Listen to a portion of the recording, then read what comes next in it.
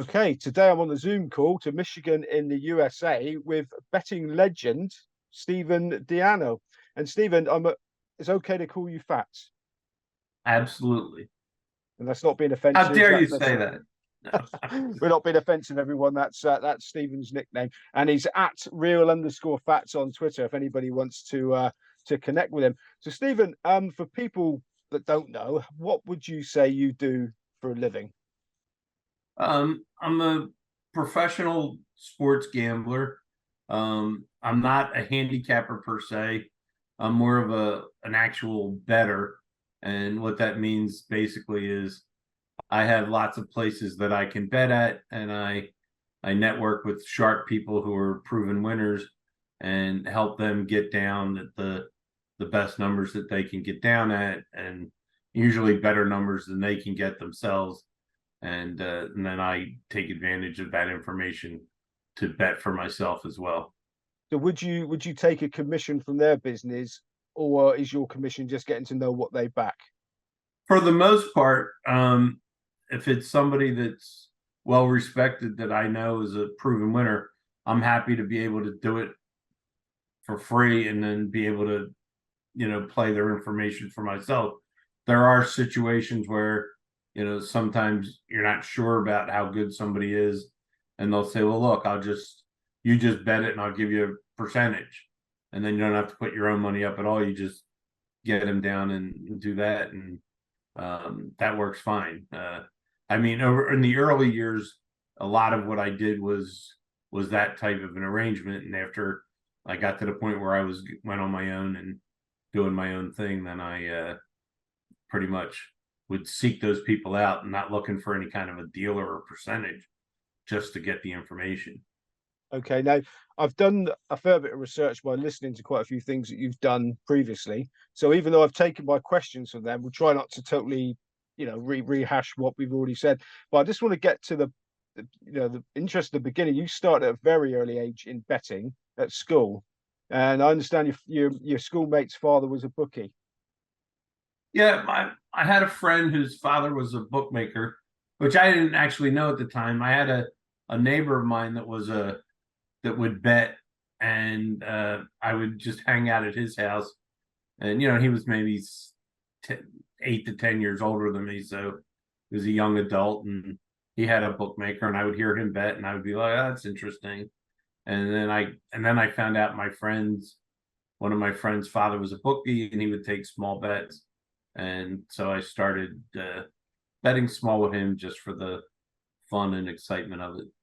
So what back in those days in America, I mean, what was the legality of bookmaking? Was it a legal thing he was doing, or was he just like somebody that took bets off his mates and stuff? Well, no, he was a legitimate illegal bookmaker, just like pretty much any you know private bookmaker was. But he wasn't somebody who was going to be on anybody's radar. He was more of a local mom and pop guy versus a guy who's got people calling him from all over the country and stuff like that. You mentioned your neighbour. I heard on one of the podcasts you did that you heard him calling in some bets, and you thought that sounds like fun. So were you involved, taking an extra sort of interest in sports, as in who was going to win, that sort of thing? Were you thinking that way before you realised you could bet on it? Did you like to try and work rather than just pick your favourite team and hope they'd win? Did you sort of? Yeah, I think actually I got kind of one of the earlier things I did before or along the lines of, excuse me, seeing the betting the games was, there used to be pools where you would just pick the winners. There was a teacher's pool in my high school, and I happened to see it sitting on the teacher's desk one day, my French teacher, and I said, oh, by the way, you should pick Pittsburgh this week. And so she said, well, who else should I take? And so I went through and I picked all the games for her. And then next Monday, I come in and she won the teacher's pool that week, and she slipped me $20 or something. And so that was a first idea that, man, maybe, I might be able to pick games or stuff like that. But early on, it was just kind of just picking. It was just gambling. I was no expert. I had no edge early, and eventually, then I got into the idea of, from my neighbor, the concept of trying to middle, where you bet both sides and try and catch the number in the middle, so you're low risk, high gain. So in the UK, they call middling arbing or arbitrage, and the bookmakers hate it. If they think that they've left themselves open for somebody to take what they call an arb, their accounts are closed just like that, even though a lot of people don't really understand why. Is it something that's looked upon differently in America? The bookmakers not It mind sort of. depends. It depends whether you're a good bookmaker or a bad bookmaker. If you're a bad bookmaker, like a lot of the U.S. operators, like DraftKings and um, BetMGM and a bunch of others, yeah, they look at that. If they don't even care if you bet both sides. They care if you bet one side and win. They want to throw you out. Whereas a real bookmaker is happy to write business on both sides. And what do they care if you bet? If one guy bets -3 and somebody else takes +4, well, what's the difference if it was the same guy that laid 3 and took 4? It's still the same. The money's not different. So they're basically getting arbitraged anyway. So who cares if it's the same guy or not the same guy? They're still putting themselves in a position for those bets. And as you think that mindset's changed a bit since the bigger sort of corporate type people have come into the game. Yeah, the corporate America has ruined sports gambling. I mean, it used to only be just in Nevada, and then the idea of it being legalized throughout the country was like the biggest thrill in the world, until the corporate people that are running the U.S. books aren't running them like a legitimate sports book. They're targeting. First of all, they market themselves on responsible gaming, and then they target people who have gambling problems, and they want people. They try to teach people responsible gaming is betting for fun and for the action. I mean, nobody I know places a bet. Even the worst gambler in the world doesn't place a bet thinking I'm going to have fun rooting for the bet, even though I know I'm going to lose, or I hope I lose. They want to have fun. They want to have action and win. They don't want to have action and lose. So nobody thinks they're ever going to lose. And lately, I mean, they're defining responsible gaming as just bet and have fun. And if you start to lose, seek help. But yeah, at what point, that's very similar to what's happening in the UK as well. At what point from that bright-eyed schoolboy that realized that you could make a few quid betting, did you start to actually make a few quid betting properly, or for a living? Well, I had taken a trip around the country, and I'd been to Vegas. And when I was in Vegas and saw the lines, I or talked to somebody out there, and I got this idea that, wow, between the bookmakers back home that I knew I could bet with and the lines in Vegas, I should be able to do a lot of middling. So I made plans to move to Las Vegas for college basketball season that January. And when I got there, my plan was to bet with the casinos and with my bookies back east. And after I was there for a week, thank God I figured out that was a bad idea. Because if I had tried to do that original plan, I probably would have been broke and ended up back in Philadelphia where I started. Because I didn't bring that much. I really didn't have enough money that I could afford to make too many bets on one side and then bet the other side and then be transferring the money back and forth across the country. It would have never worked. But while I was out there, I knew of a group that was kind of betting for a living out there. So I decided to I ended up working for them as a runner, and in doing that, I kind of learned the ropes about how the kind of more about how the lines move and how the betting works, and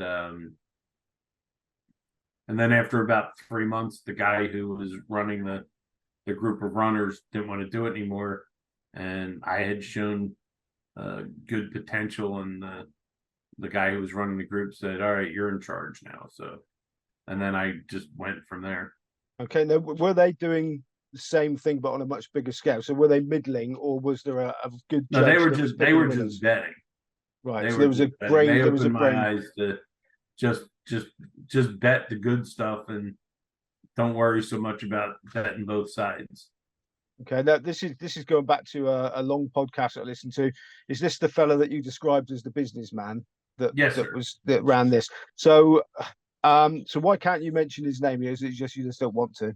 Well, he's passed away, so he's not alive anymore. So, I mean, those that know me and know of me, they know who he is, and they know. And I just out of respect for his family or whatever, there's no reason, and I don't see any reason to bring his name into it. I mean, he was a businessman. He used to own supermarkets. He owned a bunch of supermarkets and a bunch of other businesses, real estate, apartments, and stuff like that. And so Okay. that I just didn't never saw the need to mention his name. It's not his name's not a secret, and anybody that wants to know can probably research it and figure it out. I just Okay. didn't feel like out of respect for the family that it was any reason to say his name, so I just referred to him as the businessman. Okay. So the businessman it is. So what was his expertise and edge? His expertise was, well, he did count cards in blackjack. That's a whole nother that's a whole nother episode we'd have to do. But he knew a guy in New York who was kind of like an agent for big New York bookmakers and also a professional gambler. And that guy taught him how to bet and what how to determine what's sharp and not sharp and what to follow and what not to follow. And um so that was where his expertise came, and then we used that information to do what we were going to do. Okay. So when you're in Vegas, were all those bets they have to be placed in person in casinos? I'm sorry, I did. When you were working in Vegas putting bets on for the businessman, or your runners were putting bets on, did the bets have to be placed in person in casinos? Yes, we would be in the casinos, and he'd have an office back east, and we would have an 800 number, and we just pick up a payphone and call the 800 number, and generally we would each runner would be at a different casino, and we would just call in the lines at that casino, and then there would be somebody there that would keep track of our lines. And then every time a line changed, we would call up and give them the line change. And then if they wanted to bet something, they would find a way to call us back, or they would tell us when we called in a change. They would say, "Go bet such and such," and then we would bet it and then call in the place, call in the bets. And how big an operation was this? How many people would you have been in charge of sending off to have these bets?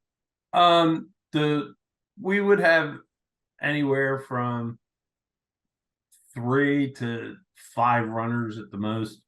Usually we would have 2 or 3, and then what the businessman used to do is, because he had a couple guys that worked in the supermarket that were, they like gambling and the sports betting, and what he would do is he would, if they would work a good solid week, like put in a good 60-hour week in the supermarket, he'd stick them on a plane Friday afternoon, fly them out to Vegas, and then they would get to Vegas, and then they'd be all mine for like 48 hours. And I would run them all over town all day and all night. And then they would fly back Sunday and go right to work at the supermarket. So they would, but they would love it to come out to Vegas for 2 days I don't know when they ever slept because I kept them pretty busy. And I used to call them, excuse me. We used to call them the weekend warriors.